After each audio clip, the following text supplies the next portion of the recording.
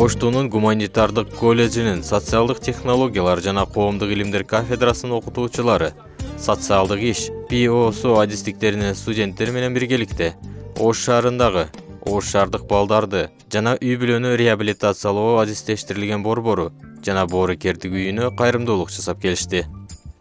Боорукердик үйүнө ооз ачар уюштурулуп, керектүү болгон буюмдарын алып берип, акчалай жардам дагы көрсөтүштү.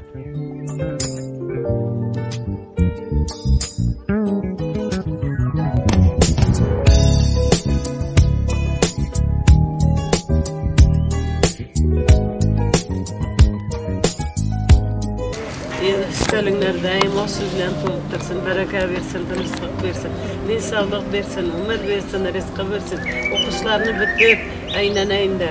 Çok hürmetler işte, hep uylanıp, irgetleyip, bala çağalı bulup, nivere siverler körgen nasip eylesin.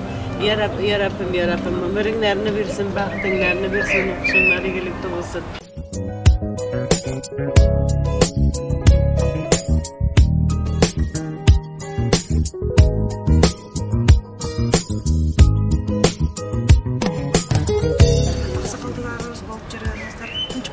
Ден соолугуңуздар чың болсун, негизгиси эч качан оорубаңыздар, бакубат өмүр сүрүңүздөр.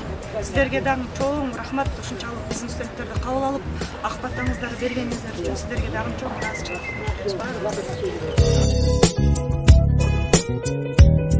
Студенттер, силер өзүңөр болосуңар. Ата-энеңерге, өзүңөргө ыраазычылык, үйдөгүлөрүңөргө дагы чоң рахмат айтып кабыл алыңыздар. Үйүңөргө аман эсен, тынч аман жетип алгыла. Ушул жерден коштошобуз.